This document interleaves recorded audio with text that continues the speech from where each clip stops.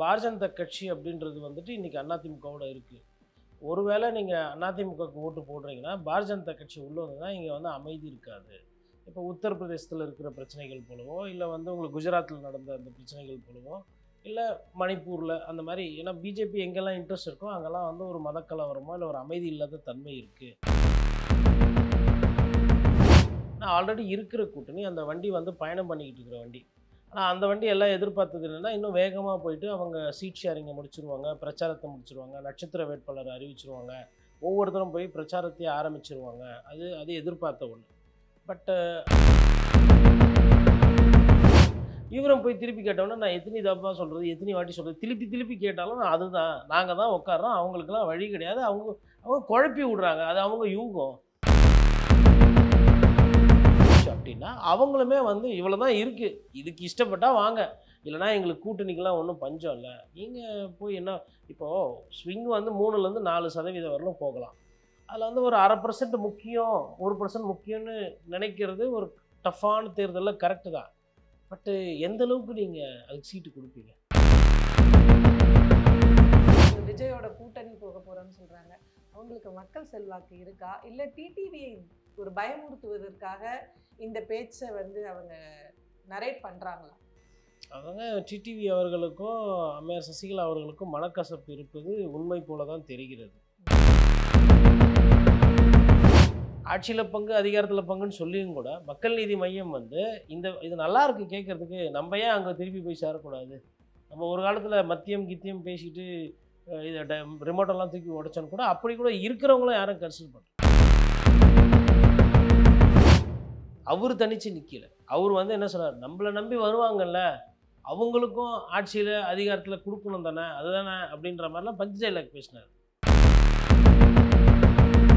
ஒரு deputy commissioner ஆகணும்னா ஒன்று கன்ஃபர்ட்டில் போய் ஆகிட்டு வரணும், அதுக்கு பல வருஷம் ஆகும், 20-25 வருஷம் சர்வீஸ் ஆகணும். இல்லை ஐபிஎஸ் தேர்வு எழுதி தான் டிசி ஆக முடியும். ஆனால் அரசியல் புரியாததுனால அந்த கூட்டம் நான் சொன்னேங்களா 20,000 யாரெல்லாம் இப்போ டிசி ஆகணும் டெப்டி கமிஷனர் 20,000 பேரை கை தூக்குறாங்க, நாங்கள் ஆகணும். இல்லைப்பா இந்த பயிற்சிக்கு, இந்த படிப்புக்கு, இந்த ஓட்டத்துக்கு, இந்த அனுபவத்துக்கு நீங்கள் வந்து எஸ்ஐ தான் ஆக முடியும். இல்லை அண்ணன் விஜய் என்ன சொல்லிட்டேன், விஜய் நான் நினச்சா யார் வேணால் டிசி ஆகலாம். தொகுதி மாறுச்சுனாவே நிறைய மாவட்ட செயலாளர் மூஞ்சி மாறிடும்.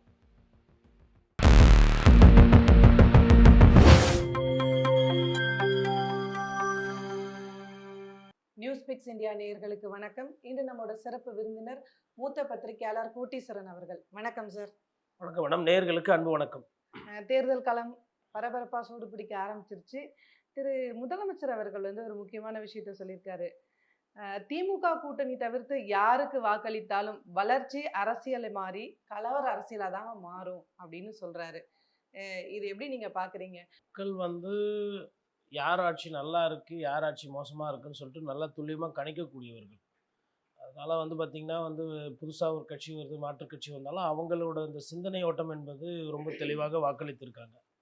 பட் அவர் என்ன சொல்ல விரும்புகிறாருன்னா, பாரதிய ஜனதா கட்சி அப்படின்றது வந்துட்டு இன்றைக்கி அதிமுகவோட இருக்குது. ஒருவேளை நீங்கள் அதிமுகவுக்கு ஓட்டு போடுறீங்கன்னா பாரதிய ஜனதா கட்சி உள்ளே வந்ததுன்னா இங்கே வந்து அமைதி இருக்காது. இப்போ உத்தரப்பிரதேசத்தில் இருக்கிற பிரச்சனைகள் போலவோ, இல்லை வந்து உங்களுக்கு குஜராத்தில் நடந்த அந்த பிரச்சனைகள் போலவோ, இல்லை மணிப்பூரில் அந்த மாதிரி, ஏன்னா பிஜேபி எங்கெல்லாம் இன்ட்ரெஸ்ட் இருக்கோ அங்கெல்லாம் வந்து ஒரு மதக்கலவரமோ இல்லை ஒரு அமைதி இல்லாத தன்மை இருக்குது, இந்த ஸ்தரத்தன்மை வந்து கேள்விக்குறியாகுது அப்படின்றது தான் அது அதனுடைய பின் அர்த்தம். அது வந்து வேறு யாருக்கும் அப்படின்றதுலாம் இல்லை. அவர் மீன் பண்ணுறது அதிமுகவை தான் நம்ம புரிஞ்சுக்கலாம். அதுவும் அதிமுகவை ஏன் அப்படி மீன் பண்ணுறாருன்னா, பாரதிய ஜனதா கட்சி கூட இருக்கிறதுனால அவங்க தொடர்ந்து என்டிஏ சர்க்கார் வந்துடும், என்டிஏ சர்க்கார் என்டிஏவோட அவங்க இருக்கிறாங்க, பிஜேபி ஆட்சி வரும்ன்ற மாதிரி தான் அவர் பிரச்சாரம் பண்ணுறாரு. அந்த பிரச்சாரத்துக்கு ஏற்றார் போல ஒரு விஷயத்தை வந்து அவர் கட்டமைத்து பிரச்சார யூகமாக கொண்டு வச்சார். ஓகே, தேர்தல் நெருங்கிட்டு இருக்கு. கிட்டத்தட்ட ஒரு 2 மாசத்துக்கும் குறைவான ஒரு நாட்கள் தான் இருக்கு. இன்னும் கூட திமுகவா இருந்தாலும் சரி, அதிமுகவா இருந்தாலும் கூட்டணி இன்டாக்ட் ஆகாத மாதிரி. இதுக்கு முன்னாடி வரைக்கும் திமுகவோட கூட்டணி கரெக்டா இருக்குன்னு நம்ம சொல்லிட்டு இருந்தோம். இப்போ பாத்தீங்கன்னா நேத்து முதல்வர் வந்து ஒரு விஷயத்த தெளிவா டிக்ளேர் பண்ணிட்டாரு. காங்கிரஸ் வந்து கூட்டணியில பங்கெல்லாம் கேட்டா அதை கொடுக்க முடியாது அப்படின்னு உறுதியா அவர் சொல்றாரு. இன்னும் கூட காங்கிரஸ் திமுகவோட அந்த கூட்டணியில இருக்கக்கூடிய அந்த சிக்கல் வந்து சரி செய்யப்படாமலே இருக்கு. இது வந்து இது ஏதாவது மாற்றம் ஏற்படுமா? இது எங்க போய் நிற்கும்? அது முதல்ல வந்து பார்த்திங்கன்னா, இந்திய கூட்டணியில் எந்த ஒரு பிரச்சனையும் இல்லாமல் போயிட்டு இருந்தது ஒரு 3 மாதத்துக்கு முன்னாடி. எப்பொழுது காங்கிரஸ் வந்து அவர்கள் ஆட்சியில் பங்கு, அதிகாரத்தில் பங்குன்னு கேட்க ஆரம்பிச்சாங்களோ, அதில இருந்து வந்து அந்த கூட்டணி விவகாரங்கள்ல எதுவுமே வந்து வேகம் எடுக்கல. ஏன்னா ஆல்ரெடி இருக்கிற கூட்டணி, அந்த வண்டி வந்து பயணம் பண்ணிக்கிட்டு இருக்கிற வண்டி. ஆனா அந்த வண்டி எல்லாம் எதிர்பார்த்தது என்னன்னா, இன்னும் வேகமா போயிட்டு அவங்க சீட் ஷேரிங்க முடிச்சுருவாங்க, பிரச்சாரத்த முடிச்சுருவாங்க, நட்சத்திர வேட்பாளர அறிவிச்சுருவாங்க. ஒவ்வொருத்தரும் போய் பிரச்சாரத்தையே ஆரம்பிச்சுருவாங்க. அது அது எதிர்பார்த்த ஒண்ணு. பட் அதே நேரத்தில வந்து அதிமுகவ பொறுத்தவரையிலும் பின்னாடி இருந்தது. இது கூட்டணி சேருவாங்களா? கொல்லுவாங்களான்னு. பட் இன்னைக்கு வந்து அதிமுகவோட அந்த கூட்டணிக்குள்ள வந்து பெரிய பிரச்சனைகள் அந்த மாரி இல்ல. ஏன்னா அவங்க பிரச்சனைகள்லாம் ஆல்ரெடி முன்னாடியே சந்திச்சுட்டாங்க. அதெல்லாம் முன்னாடி அவங்க சந்திச்சுட்டு அவங்க இந்த இடத்துக்கு வந்திருக்காங்க. இவங்களுக்கு பிரச்சனைலாம் எதுவும் இல்லாம இருந்துட்டு, இப்ப பிரச்சனை நோக்கி போயிட்டுருக்காங்க. இப்போ இந்த 2 விஷயமே பார்க்கும்போது, நேத்து முதல்வர் வந்து ஒரு சில விஷயத்துக்கு முற்றுப்புள்ளி வச்சிருக்காரு. என்ன முற்றுப்புள்ளி வைக்கிறார்ன்னா, கூட்டணி வந்து இருக்கு. ஆட்சியில பங்கு அப்படின்றது தமிழகத்துக்கு எடுபடாத ஒண்ணு. அது தமிழகத்துல இல்லாத ஒண்ணு அப்படின்னு சொல்லிட்டு அவரு முடிச்சிடுறாரு. அப்ப அதுக்கு என்ன அர்த்தம்னா, காங்கிரஸ் கட்சிக்காரர்கள் இனிமேல்ட்டு பேசினாங்கன்னா, it is coming from RSS mouth. அதாவது யாரு குடுக்கணுமோ, அவரே வந்து முடியாது அப்படின்றத சொல்லிட்டாரு. இதுக்கு மேல வந்து என்ன 2 ஆப்ஷன் இருக்குன்னா, ஒண்ணு நிலைப்பாடு மாத்திக்கிறது. யார் நிலைப்பாட மாத்திக்கிறதுனா, காங்கிரஸ் கட்சி தான் நிலைப்பாடு மாத்திக்கணும். ஏன்னா, அவரு அவர் நிலைப்பாட சொல்ட்டாரு. அது ஒரு ஆப்ஷன். இல்ல 2வது ஆப்ஷன் என்னன்னா, கூட்டணி விட்டு வெளியேறது. இது 2வது ஆப்ஷன். 3வது ஆப்ஷன் என்ன அப்டின்னா, இது பேசினது ஆயிப்போச்சு. சரி, அது இல்லன்னா பரவால்ல இது அப்டின்னு சொல்லி கொஞ்சம் எக்ஸ்ட்ரா சீட்டு வாங்கி கேட்டு, பெற்று கூட்டணியில தொடர்றது. அநேகமா அவங்க அந்த 3வது ஆப்ஷன் தான் பண்ணுவாங்க. எப்பயுமே அந்த 3வது ஆப்ஷன் தான் பண்ணுவாங்க. பேசும்போது, கொல்லும்போது பார்த்தீங்கன்னா, அந்த மொத 2 ஆப்ஷனையே காட்டி, காட்டி காலதாமதம் பண்ணி, நெருக்கத்தில வந்து கொஞ்சம் எக்ஸ்ட்ரா சீட் வாங்கி செட்டில் ஆயிடுவாங்க. இது ஒரு யுக்தி. இது காங்கிரஸ் நெறைய மாநிலங்கள்ல பண்ணியிருக்கு. நெறைய நேரத்தில இது தோல்விய தந்திருக்கு. ஒரு சில நேரத்தில அது அவங்களுக்கு வெற்றிய குடுத்திருக்கு. பட் ஆனா அவங்க, அவங்களோட வெற்றி தோல்விய தாண்டி, தங்களுக்கு என்ன வேணும் அப்படின்றதுல ஒரு தெளிவான கட்சி. இதே நேரத்தில இதே கேள்வி நேத்து வந்து இந்தியா டுடே கான்க்ளேவ்ல எடப்பாடி பழனிசாமி கிட்டயும் கேட்கிறாங்க. அப்ப அவரும் வந்து ஒரு விஷயத்த வந்து கிளியரா சொல்றாரு. என்டிஏ ஆட்சியா? அப்படின்னா அப்படின்ற மாரி ஆன் ரெக்கார்ட்லயும் அதே சொல்றாரு. திருப்பி கேஷுவலா பேசிட்டு வரும்போது நான் இதே அடுத்து அந்த சொல்லிரு கேள்விக்கு தான் வரலான்னு இருந்தேன். ஆமா. அப்போ என்னன்னா, ஒருத்தர் இன்னாள் முதலமைச்சர், ஒருத்தர் முன்னாள் முதலமைச்சர். 2 பேருமே தேசிய கட்சிகளை பொறுத்தவரையிலும் அந்த அளவுக்குலாம் உங்களுக்குலாம் இல்ல. அதனால அந்த கேள்வியே எழல. கூட்டணியில இருக்கிறாங்க. கூட்டணிக்கு நான் தமிழகத்தில தலைமை தாங்குறேன். தேசிய அளவுல அவர் தலைமை தாங்குறாரு. அமித்ஷாவோட ரோல் என்னவா இருக்கும்னா, அவர் தேசிய அளவுல அரசியல் பண்ணுவாரு. அப்போ இங்க வந்து கூட்டணியில நின்னு அதிமுக பெரும்பான்மையான சீட்டு பெற்று அதிமுக ஆட்சி அமைக்கும் அப்படின்னு சொல்லி முடிச்சுடுறாரு. திருப்பி திருப்பி கேள்வி கேட்டா, ஏங்க என்ன திணிவாட்டி கேட்பீங்க? நான் தான் தெளிவா சொல்லிட்டேனே. இப்போ ஒருத்தர் வந்து நான் ஆட்சிக்கு வந்தா குடுக்க மாட்டேன்றாரு. ஒருத்தர் நானே வந்துருவேன். உனக்கு இடம் இல்ல. அதுக்கு தேவையே இல்ல. அத பத்தி யாரும் பேசல. இல்லாதத ஏன் பேசுறீங்கன்றீங்க. சரி காங்கிரஸ் கட்சியில இந்த மாரி கேட்கறாங்களான்னா, அது அந்த கூட்டணி பிரச்சனை. அது அவங்க தான் பேசணும். எனக்கும் அதுக்கும் சம்மந்தம் இல்லன்றாரு. அப்போ நாம் கே வாசுக்கு கூட எடப்பாடி பழனிசாமி என்ன சொல்றாரு? ஏன் மத்தியில அவங்க பங்குல இருந்தாங்கல்ல. ஏன் திமுக வந்தா குடுக்கலாமே. திமுகவும் காங்கிரஸ இங்க தமிழகத்துல சேர்த்துக்கலான்னு கூட இல்ல. இன்னைக்கு திமுகவுக்கு நான் உட்டேன்னா, அது காங்கிரஸ்க்கு கூட்டணியில பங்குனா, நாளைக்கு பாரதிய ஜனதா கட்சி என்கிட்ட கேட்கும். ஆட்சியில பங்கு. அப்போ திமுக ஜெயிச்சாலும் திமுக கூட்டணிக்கு கூட்டணி இருக்கும். ஆனா ஆட்சின்றது தெளிவு. திமுக ஆட்சி தான். முதலமைச்சர் வேட்பாளர் உறுதி ஸ்டாலின் தான். அதிமுக ஜெயிச்சாலும் முதலமைச்சர் வேட்பாளர் இல்ல. முதலமைச்சர் கேண்டிடேட்டா அவங்க முன்னிறுத்துறது எடப்பாடி பழனிசாமி தான். எடப்பாடி பழனிசாமி தான் முதலமைச்சரா உட்காருவார். அந்த ஆட்சியிலயோ, அந்த அதிகாரத்திலயோ பாரதிய ஜனதா கட்சிக்கு பங்கு இல்ல அப்படின்றத எதிர்க்கட்சி தலைவரு, முதல்வர் போட்டு சிமெண்ட் போட்டு மூடிட்டாங்க நேத்து. வாரத்துல தான் வந்து பாஜகவோட அந்த கூட்டம் நடந்தது. இந்த உங்களுக்கு தெரிஞ்சிருக்கும். அண்ணாமலைக்கும், திரு நயினாருக்கும் இருக்கக்கூடிய வெளிப்படையான அந்த உரசல்கள் வந்து பிரஸ் மீட்டா வெளிவந்தது. அப்ப அண்ணாமலைக்கு ஒரு பொறுப்பு குடுப்பதாகலாம் வந்து அந்த கூட்டத்துல பேசப்பட்டதா சொல்றாங்க. அதுல முக்கியமா இன்னொரு விஷயம் பேசப்பட்டது வந்து, ஒண்ணு அ கூட்டணியில கட்டாயம் நம்ம பங்கு கேட்கிறோம். நம்ம கூட்டணியில் பங்கு கேட்போம் என்றே நீங்க மக்கள் கிட்ட பேசணும். அப்படின்னு பாஜக தரப்பு வந்து தலைமை வந்து பாஜக நிர்வாகிகளுக்கு வழிநடத்தியிருக்கிறதா தகவல்கள் சொல்லுது. இந்த இது வந்து ரொம்ப லேட்டரா வந்திருந்தாலும், இதுக்கு வந்து என்டிடிவில அவங்க குடுத்த அந்த அறிக்கைய நம்ம பார்க்க முடியுது. இதுல இருந்தாலும் இன்னொரு விஷயம் என்னன்னா சார், திமுகல ஒரு தெளிவு இருக்குது. திமுக தலைமை தான் கூட்டணியை வழிநடத்துது. அது அவங்க தான் வந்து லீட் பண்றாங்க அப்படின்னு. இங்க நெறைய இடங்கள்ல பேசும்போது, பத்திரிகைகள்ல பேசும்போதும் சரி, ஊடகங்கள்ல பேசும்போதும், என்டிஏ தலைமையில அதிமுக இருக்கிறதா தான் பாஜக பல இடங்கள்ல பேசுது. யார் தலைமையில இருக்காங்க? இந்த தலைமைக்கான கூட்டணிக்கு ஏதாவது பேர் இருக்கா? ஏன்னா இது அதிமுக தெளிவுபடுத்த வேண்டிய இடத்துல இருக்காங்க. இல்ல அதிமுக தெளிவுபடுத்துறதும் தாண்டி எதார்த்தம் அதிமுக தெளிவுபடுத்தாம இல்ல. முதலமைச்சர் நாங்க ஆட்சியில உட்காருவோம்னா, அப்ப அதுக்கு என்ன அர்த்தம்னா, நாங்க தான் தலைமை, நாங்க தான் உட்கார போறோம்ன்றது தான் பொருள். ஆனா வந்து அது வந்து திமுக தொடர்ந்து வந்து என்டிஏ ஆட்சி வந்துரும், பிஜேபி வந்துரும்ன்னு சொல்ற அந்த பிரச்சாரத்த எடுத்து வைக்கிறதுனால, பத்திரிக்கையாளர் அவங்க இப்படி சொல்றாங்களே, அவங்க இப்படி சொல்றாங்களேன்னு, இவரும் போய் திருப்பி கேட்டோம்னா, நான் எத்தனை தப்பா சொல்றது, எத்தனை வாட்டி சொல்றது, திருப்பி திருப்பி கேட்டாலும் அதுதான். நாங்க தான் உட்கார்றோம், அவங்களுக்கெல்லாம் வழி கிடையாது. அவங்க அவங்க குழப்பி விடுறாங்க. அது அவங்க யூகம் அப்படின்னு அவங்க சொல்றாங்க. அதுல பிஜேபிக்கு ஒரு சந்தோஷம். பரவால்ல, நம்ம ஆட்சிக்கு வரா மாரி திமுக சொல்லுது. இத நீங்க காங்கிரஸ் கிட்ட போய் கேட்டீங்கன்னா, கூட்டணி கட்சி, கூட்டணி ஆட்சின்னுவாங்க. பிஜேபி கிட்ட போய் சொன்னா, என்டிஏ ஆட்சி, என்டிஏலேருந்து முதல்வர் வருவார் சொல்லுவாங்க. அது அவங்களோட ஆசைக்கு சொல்லுவாங்க. ஓட்டு போடுற மக்களுக்கு தெரியும். இங்க யார் தலைமை, யாருக்கு வந்து முதல்வர் வேட்பாளர் இருக்கு, யாருக்கு இல்லன்றது தெரியும். அதனால அந்த விஷயம் வந்து அது திருப்பி திருப்பி பேசுபொருள் ஆவறதுக்கு காரணம் வந்து அந்த தேசிய கட்சிகள். குறிப்பா வந்து திமுக வர்சஸ் பாஜகன்னு சொல்லிட்டு கட்டமைக்குது திமுக அவங்க பிரச்சாரத்த. திமுக வர்சஸ் தாவேகான்னு கட்டமைக்குது தாவேகானுடைய பிரச்சாரத்த. புதுசா யார் வந்தாலும் நாங்க வந்து மண்ணுக்கு உண்டான அரசியல் பண்றோம். நாங்க எல்லாரையும் எதிர்க்கிறோம்னு சொல்லிட்டு நாம் தமிழர் கட்சி வர்சஸ் அதர்ஸ்ன்னு சொல்லிட்டு நாம் தமிழர் கட்சி. அண்ணா திமுக வர்சஸ் திமுக. நாங்க தான் உண்மையான மாற்று. திமுகவ கையாள அவர கையில எப்படி கையாள்றதுன்றது எங்களுக்கு ஒண்டி தான் தெரியும் அப்படின்னு சொல்லக்கூடிய அண்ணா திமுக. ஸோ அவங்கவங்க என்ன நரேட்டிவ் செட் பண்றாங்களோ, என்ன ஒரு பிரச்சாரம் பேசுபொருள் உருவாக்குறாங்களோ, அதற்கு உண்டான கருத்துக்களையும், கருவிகளையும் கொண்டு திருப்பி திருப்பி பேசுவாங்க. இது எத்தனை வாட்டி கேட்டாலும் எதார்த்தம் என்பது திமுக தலைமையில இருக்கக்கூடிய கூட்டணி ஒரு அணி, அதிமுக தலைமையில இருக்க கூட்டணி ஒரு அணி, தாவேகா விஜய் அவர்கள் தலைமையில யாரும் வராத காரணத்தினால அவர் தனிமையில ஒரு அணி, நாம் தமிழர் கட்சி யார் வந்தாலும் வேண்டாம், நாங்களே தனி, மாற்றுக்கு நாங்களே மாற்று, எங்களுக்கு நாங்களே தீர்வு அப்படின்ற மாரி அவங்க ஒரு அணி. ஸோ இப்ப 4 அணி. 4 அணிக்கு அந்தந்த கட்சியினுடைய தலைவர்கள் தான் அந்தந்த கட்சியினுடைய அணி தலைவர். ஓகே. இப்போ திரு மோடி அவர்கள் தமிழ்நாடு வராரு. இந்த மேடைகள்ல கூட்டணி கட்சிகளா யாரெல்லாம் இருக்க போறாங்க? அது ரொம்ப எதிர்பார்க்குற ஒரு கேள்வி. டிஎம்டிகே அப்புறம் ஐயா ராமதாஸ் அவர்கள், ஐயா ஓபிஎஸ் அவர்கள் அந்த விஷயங்கள்ல வந்து எதுவும் பெரிய ப்ரோக்ரஸ் இல்ல. ஆனா ஓபிஎஸ் தரப்புல இருக்கிறவர்கள் வந்துட்டு என்டிஏ கிட்ட திருப்பி மறுபடியும் பேசிக்கிட்டு இருக்கிறாங்கன்ற மாரி ஒரு செய்தி. ஆ தேசிய முற்போக்கு திராவிட கழகத்த பொறுத்தவரையிலும் அதிமுகவும் சரி, திமுகவும் சரி, நம்பளா போய்லாம் கேட்டு இதுக்கு மேலலாம் வந்து இது பண்ண வேண்டாம். வந்தா வரட்டும், இல்லன்னா ஒண்ணும் இல்ல. நமக்கு ஒண்ணும் இந்த கூட்டணி போதும் அப்படின்ற அந்த மனநிறைவுல அதிமுகவே வந்துச்சு. அதாவது திமுக அளவுக்கு பெரிய கூட்டணி இல்லாத ஒரு கட்சி, எதிர்க்கட்சியா இருக்கிறது. அவங்களே அந்த நிலைமைக்கு மனநிலைக்கு வந்துட்டாங்க.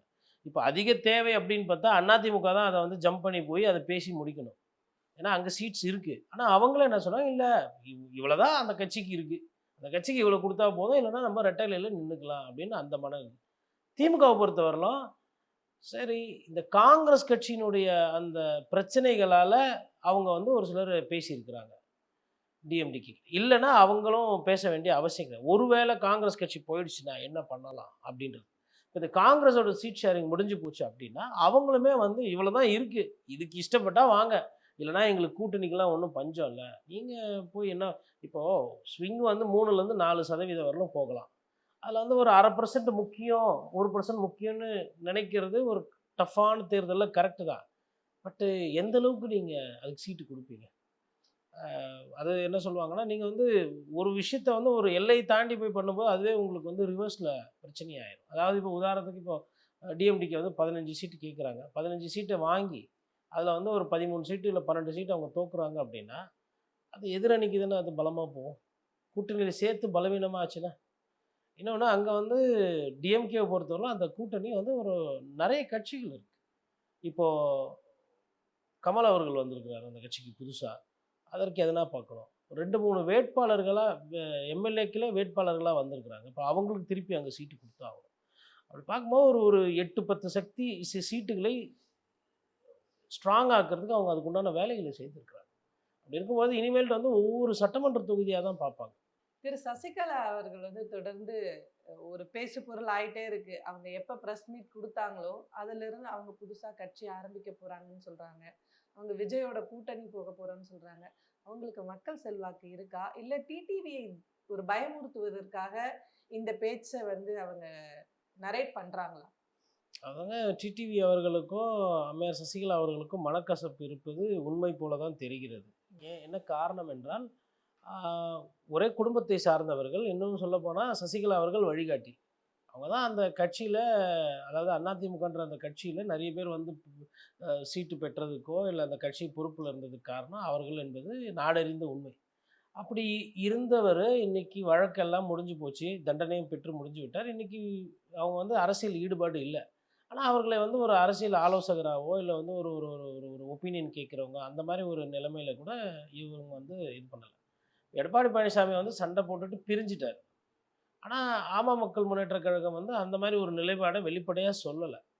ஆனாலும் அந்த பார்க்கறதில்ல பேசுறதில்லன்ற மாதிரி ஒரு செய்திகள் வருது. ப்ளஸ் அவங்களுக்கு வந்து மக்கள் செல்வாக்கு இருக்கான்னு நீங்கள் கேட்டீங்க. மக்கள் செல்வாக்கு பெருசாக இருக்கிற மாதிரி தெரியல. ஆனால் அரசியல் அவங்களுக்கு தெரியும். அரசியல் ஆத்திச்சூடி நல்லா தெரியும். யார் யார் என்னென்ன மாதிரி அரசியல் பண்ணுவாங்க, எந்த தொகுதி எப்படி இருக்கும், என்ன ஏதுன்றது. And she is very active. Not only active, ஒரு புத்தி கூர்மையுடைய ஒரு பெண்மணி, ஒரு பெண் தலைவராக கூட வர்றதுக்கு உண்டான வாய்ப்புகள் இருக்குது. கடந்த காலத்தில் இருந்தாங்க பவர்ஃபுல்லாக தான். அப்படி இருக்கிற ஒரு தலைவர் வந்து ஒரு தனியாக கட்சி தொடங்குறாங்கன்னா கண்டிப்பாக அது ஒரு பேசு பொருளாகும். ஏன்னா அவங்க வந்து she is a news maker. நல்லதோ கெட்டதோ ஊழலோ இல்லை கட்சியில் வந்து தன்னை ஈடுபடுத்தி கொண்டதோ அதிமுக காலகட்டங்களில் அவங்களுக்குன்னு ஒரு ஒரு பேசு பொருள் என்றைக்குமே இருந்துச்சு. நாளைக்கு அவங்க ஒரு கட்சி ஆரம்பித்து அந்த கட்சி போய் விஜயோட சேருது அப்படின்னா இதெல்லாம் வந்து வியூகத்தின் அடிப்படையில் பேசுறது. ஃபஸ்ட்டு நல்லா ஃபிட்டிங்காக இருக்கிற ஒரு கட்சி அதையே வந்து விஜய் அவர்கள் யாரையும் சேர்த்துக்க மாட்டேன்ற. அவர் சேர்த்துக்கலையா இல்லை அவரை நம்பி யாரும் போகலையான்னு தெரியல. இப்போ டிஎம்டிகே போன்றவர்கள் சசிகலா அவர்களுக்கு ஒப்பிடும் பொழுது பிரேமலதாவை விட சசிகலா அவர்களுக்கு பல மடங்கு அரசியல் திறனாய்வு அதிகமாக கொண்டவர். அப்போது பிரேமலதா அவர்களே விஜயை கன்சிடர் பண்ணாமல் வெளியில் இருக்கும்பொழுது சசிகலா போய் விஜய் அவங்க சேருவாங்களா அப்படின்றது சாத்தியமில்லை. ஆட்சியில் பங்கு அதிகாரத்தில் பங்குன்னு சொல்லியும் கூட மக்கள் நீதி மையம் வந்து இது நல்லா இருக்குது கேட்குறதுக்கு, நம்ம ஏன் அங்கே திருப்பி போய் சேரக்கூடாது? நம்ம ஒரு காலத்தில் மத்தியம் கித்தியம் பேசிட்டு இதை ரிமோட்டெல்லாம் தூக்கி உடைச்சோன்னு கூட அப்படி கூட இருக்கிறவங்களும் யாரும் கன்சிடர் பண்ணல. காங்கிரஸ் கட்சி இந்த நேரம் வரலும் அவங்க நாங்கள் வந்து சண்டை போடுவோம், கூட்டணியில் பங்கு கேட்போம், ஆனால் திமுக விட்டு வெளியில் வர மாட்டோன்றதுல அவங்க கொஞ்சம் உறுதியாக தான் இருக்கிறாங்க. அப்போ யாருமே கன்சிடர் பண்ணாத பொழுது சசிகலா அவர்கள் ஒண்டி ஏன் விஜய் போய் கன்சிடர் பண்ணுவாங்க எனக்கு தெரியல. ஒன்று. ரெண்டாவது, விஜய் அவர்கள் கிட்ட போய் அவங்க சேர்த்தாங்கன்னா விஜய் வந்து தூய அரசியல் தருவதாக பிரச்சாரமும் விளம்பரமும் பண்ணிக்கிட்டு இருக்காரு. அப்போது இந்த பவுடரை போட்டு நீங்கள் தோச்சிங்கன்னா துணி அழுக்கு போயிடும், வெள்ளையாயிடும் அப்படின்ற மாதிரி நீங்கள் பண்ணுறீங்க. ஆனால் அந்த பவுடரில் பிரச்சனை இருக்குது. அப்போ இது எப்படி இவர் செய்வாருன்னு தெரியல. மேபி சொல்லிக்கலாம், செங்கோட்டையனை சேர்த்தீங்க, ஜேசிடி பிரபாகர் அந்த மாதிரி அதிமுகவில் வந்து சேர்த்தாங்க. அதிமுகவுக்கு நிறைய நேரம் உறுதுணையாக இருந்தவங்களே இவங்க தான் அப்படின்னு கூட சேர்த்துக்கலாம். ஏன் ஓபிஎஸ் சேர்த்துக்கலாம். பட் அது வந்து போகிற வழி தெரியாத மாதிரி தான் ஒரு அணியாக மாறும். ஏன்னா முரண்கள் வந்து நிறைய இருக்கும். பட் விஜய் அவர்கள் புத்திசாலியாக இருந்தாருன்னா சசிகலா அவர்களை கூப்பிட்டு பேசணும். நீங்க இப்படி ஒண்ணு சொல்லியிருக்கீங்க. விஜய் கிட்டத்தட்ட நாம் தமிழர் மாதிரி எந்த கூட்டணியும் இல்லாம தனிச்சு தான் நிக்கிறாரு. அவங்க தனிச்சு தான் எதிர்கொள்ள போறாங்களா தனித்து விடப்பட்டிருக்கிறார். அவர் தனிச்சு நிக்கல. அவர் வந்து என்ன சொல்றாரு, நம்மளை நம்பி வருவாங்கல்ல, அவங்களுக்கும் ஆட்சியில் அதிகாரத்தில் கொடுக்கணும் தானே, அதுதானே அப்படின்ற மாதிரிலாம் பஞ்ச டைலாக் பேசினார். அப்போது இன்றைக்கி அதை பேசுறது இல்லை. ஏன்னா யாரும் வரல. இவர் என்ன சொன்னார், கடையை திறந்து வச்சுட்டு டிஸ்கவுண்ட் தரேன், 20% ஆஃபர் தரேன், 50% ஆஃபர் தரேன், எக்ஸ்சேஞ்ச் தரேன், அத்தை தரேன், இஎம்ஐ தரேன், எல்லாம் தரேன்னாரு. ஆனால் அந்த கடைக்கு வந்து யாரும் பொருள் வாங்கலை, அந்த கடையில் யாரும் வந்து வியாபாரம் பண்ணலை. தாவேகா தரப்புல இருந்து அப்ளிகேஷன் ஃபார்ம் எம்எல்ஏக்கு யார் வரணும்னு கொடுத்துருக்குறாங்க. ஆயிரக்கணக்கான பேர் வந்து அப்ளிகேஷன் ஃபார்ம் அப்ளை பண்ணியிருக்கிறதா ஒரு தகவல் சொல்கிறாங்க. அதுலேயே வந்து கோடிக்கணக்கான பணம் வசூல் செய்யப்பட்டதா சொல்கிறாங்க. ஒரு கட்சினா ஒரு ஒரு ஒரு 50 பேர் 100 பேர் அந்த மாதிரி ஒரு மாவட்டத்துக்கு அப்ளை பண்ணுவாங்க. இங்கே பலாயிரம் பேர் வந்து அப்ளை பண்ணியிருக்காங்க. இதெல்லாம் எப்படி செக்ரிகேட் பண்ணுவாங்க? இதை கன்சிடர் பண்ணுவாங்களா? ஏன்னா டைம் ரொம்ப கம்மியாக இருக்குது. நம்ம ஏன் இந்த கேள்வியை வந்து அதிமுக கிட்டேயும் திமுக கிட்டேயும் கேட்கலன்னா, அவங்களுக்கு ஏற்கனவே இந்த ஆர்கனைசேஷன் செட்டப் இருக்குது, அந்த மாதிரியான ஒரு வழிமுறை ஃபாலோ பண்ணியிருக்கிறாங்க. பட் இந்த டீமில் வந்து இது எல்லாமே ரொம்ப புதுசாக இருக்கிறதுனால, ஏன்னா பல மக்கள் ரொம்ப டயர்டாயிட்டாங்க. அந்த லைனில் நிற்கிறவங்களை நீங்கள் போய் அதை கொடுக்கறதுக்கு லைனில் நிற்கிறவங்களை போய் பார்த்தாலே ரொம்ப பாவமாக இருந்ததுன்னு பத்திரிகையாளர் சொல்கிறாங்க. இதை எப்படி விஜய் கையாளுவார்? இப்போ சமீபமாக ஒரு எடுத்துக்காட்டோட சொல்லணுன்னா, நிறைய பேர் என்ன பண்ணால் இடம் இருக்கும், வீடு கட்டுறதுக்கு ஆள் தேடுவாங்க. இன்ஜினியர் யாருன்னா இருந்தால் சொல்லுங்கள், இல்லை மேஸ்திரி யாருன்னா இருந்தால் சொல்லுவாங்கன்னா ஒருத்தர் வருவார். பூமி பூஜைலாம் போடுவார், அட்வான்ஸ்லாம் வாங்கிடுவார். நான் இவ்வளோ ரூபாயில் உங்களுக்கு ரூ. 2000 இல்லை 2300 நான் ஸ்கொயர் ஃபீட்டில் கட்டித்தரேன் அப்படின்னு சொல்லிட்டு ஆரம்பித்தோம். ஒரு சில சைட்டெல்லாம் பார்த்தீங்கன்னா 3, 4 மேஸ்திரி இல்லை 3, 4 இன்ஜினியர் மாறுறாங்க இப்போ. இது என்ன பிரச்சனைனா, அந்த இடத்துல வந்து மண்ணு கீழே எப்படி இருக்குது தெரியாது. அது வந்து உங்களுக்கு வந்து ஒரு சில இப்போ சதுப்பு நிலமா இருக்குன்னா, அங்க வந்து துள துளன்னு இருக்கும் மண்ணு கீழ. அதுக்கு வந்து நீங்க பிளிந்த் பீம்லாம் போட்டு எக்ஸ்ட்ரா கான்கிரீட் போட்டு, கான்கிரீட் பெட் போட்டு கட்டணும். இல்ல நீங்க வந்து ரொம்ப ஆழமா கட்ட போறீங்கன்னா, அதுக்கு ஒரு புரிதல் இருக்கணும். ஒரு சிலர் என்ன பண்றாங்கன்னா, தொழில் தெரியாம, நான் கட்டுவேங்க, நான் பண்ணுவேங்க அப்படின்னா. இவங்க வேலை குடுத்தவங்க என்ன பண்ணுவாங்க, எனக்கு தேக்குல இருக்கணும், எனக்கு வந்து ஃப்ரண்டேஜ் இவ்வளோ இருக்கணும், பில்லர் இவ்வளோன்னும்போது அது அந்த கணக்கு போட தெரியாது. ஆனா அனுபவம் கிடையாது. ஆனா ஃபர்ஸ்ட்டு நிலத்த பார்த்தவொன்னே என்ன நினைக்கும்னா, இந்த நிலத்துல என்னால கட்ட முடியும். அதான் நம்பிக்கை. அதே மாரி தான் தாவேக்காவ பொறுத்தவரை என்னன்னா, என்னால சீட்டுல நிக்க முடியும். என்னால தேர்தல எதிர்கொள்ள முடியுன்ற அந்த நம்பிக்கை. யாருக்கு? அந்த கட்சிக்காரங்களுக்கு. சரி அவங்களாச்சும் சிறு வயதுக்காரர்கள் நெறைய பேர் அனுபவம் இல்லாதவங்க அவங்க தான் ஆசைப்படுறாங்கன்னு பார்த்தா, மேல இருக்காங்க இல்லையா? அவங்க என்ன நினைக்கிறாங்க, தம்பி உண்மையிலேயே எல்&டிய விட பயங்கரமா பில்டிங் கட்டும் போல. தம்பி உண்மையிலேயே இந்த பிரிட்ஜ் வேலைய ஃபுல்லா முடிச்சிரும் போல அது. அப்படின்னு அப்ப அனுபவம்ன்றது நான் எதுக்கு கட்டடத்துறையோட ஒப்பீடு செய்றேன்னா, கட்டடம்ன்றது எடுத்த உடனே போட்டு கவுத்து கிவுத்து கட்டுறது கிடையாது. அதுக்கு வந்து ஒரு ஒரு டைம் குடுக்கணும். அது செட் ஆகணும். சிமெண்ட்டுக்கு வந்து இருக்கணும். தண்ணி ஊத்தணும். அதுக்கப்புறம் அதுக்கு ஒவ்வொன்னா பார்த்து பார்த்து செஞ்சா தான் அந்த கட்டடம் நிலைச்சு நீடித்து நிக்கும். ஒரு கட்சியினுடைய கட்டமைப்பும் அது போல தான். ஆனா இவர்கள் என்ன நினைக்கிறாங்கன்னா, மேஸ்திரிலாம் எத்தன பேர் இருப்பான்னா, எல்லாரும் கை தூக்குறாங்க. நாங்களும் மேஸ்திரின்னு. எடுத்த உடனே. இப்ப மேஸ்திரி என்பவர் சித்தாளு பெரிய ஆளை வைத்து வேலை வாங்கி அந்த கட்டடத்தை எந்தவித பிரச்சனையும் இல்லாம முடித்து கொடுப்பவர். இல்ல ஒரு இன்ஜினியர்னா அது முடித்து கொடுப்பாரு. எத்தனை பேருப்பா இன்ஜினியர்னா எல்லாரும் கை தூக்குறாங்க. அதனால தான் இவ்வளோ ஆயிரக்கணக்கில வந்தது. இவங்களால 300 பூத்துக்கு நீங்க மக்கள் சேவை அப்புறம் செய்யலாம். ஃபர்ஸ்ட்டு பூத்துக்கு வரவங்களுக்கு 3 வேள சாப்பாடு போட்டு 30 நாள் லட்சக்கணக்கிலயோ, கோடிக்கணக்கிலயோ எத்தனை பேர் செலவு செய்ய முடியும்? கை தூக்குங்கன்னா, அப்பவே பாதி பேர் ஓடி போயிட்டு இருப்பாங்க. ஆனா அத பண்ணாம என்ன தேர்தல்னா என்ன ஆகும்? எவ்வளோ செலவாகும்? என்ன ஏதுன்ற அந்த உண்மைய சொல்லாம, வாய்ப்பு குடுப்பாரு விஜய் சார். ஏன்னா சினிமா சான்ஸா இது? ஒரு டெப்டி கமிஷனர் ஆவணும்னா, ஒண்ணு கம்ஃபோர்ட்ல போய் ஆயிட்டு வரணும். அதுக்கு பல வருஷம் ஆகும். 20, 25 வருஷம் சர்வீஸ் ஆகணும். இல்ல ஐபிஎஸ் தேர்வு எழுதி தான் டிசி ஆக முடியும். ஆனா, அரசியல் புரியாததுனால, அந்த கூட்டம் நான் சொன்னேன்ல 20,000 பேர். யாரெல்லாம்ப்பா டிசி ஆகணும், டெப்டி கமிஷனர் ஆகணும் 20,000 பேர கை தூக்குறாங்க. நாங்க ஆகணும். இல்லப்பா இந்த பயிற்சிக்கு, இந்த படிப்புக்கு, இந்த ஓட்டத்துக்கு, இந்த அனுபவத்துக்கு நீங்க வந்து எஸ்ஐ தான் ஆக முடியும். இல்ல அண்ணன் விஜய் அண்ணன் சொல்லிட்டார். விஜய் அண்ணன் நெனச்சா யார் வேணா டிசி ஆகலாம். இப்படி நெறைய சிக்கல் எல்லாம் இருக்கு. படம் பார்த்து வளர்ந்தவங்க, அனுபவம் கொஞ்சம் கம்மி. சரி அத சொல்லிக் குடுக்குறவருக்கே ஒரு பயிற்சி தேவைப்படுது. அதனால இது ஒண்ணும் வியப்பு கிடையாது. இது வந்து மேபி இத பார்த்து தொண்டர்களும் ஒரு சிலர் ஏன்னா இப்பவும் நெண்ணிட்டு இருப்பாங்க. ஆனா 3 கேட்டுருவானே. சைதாப்பேட்டையும் கேட்டுருக்கோம், டி நகரம் கேட்டுருக்கோம். எதனா ஒண்ணுனா குடுத்துருவாரு தளபதி நமக்கு. அப்படின்னு. தொகுதி மாறுச்சுனாவே நெறைய மாவட்ட செயலாளர் மூஞ்சி மாறிடும்.